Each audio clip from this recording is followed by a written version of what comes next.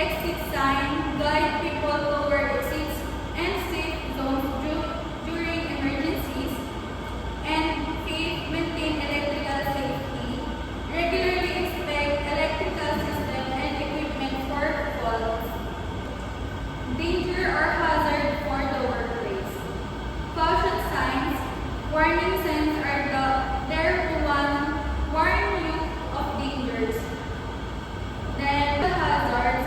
Hazard pictograms alert us to the presence of a hazardous chemical. Next.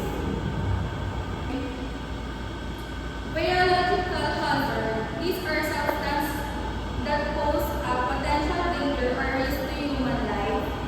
Danger signs. Danger signs communication a hazard condition or situations that is like to be life-threatening. Electrical hazard. A dangerous condition such that contract or equipment failure can result in. And that's all. Thank you for listening.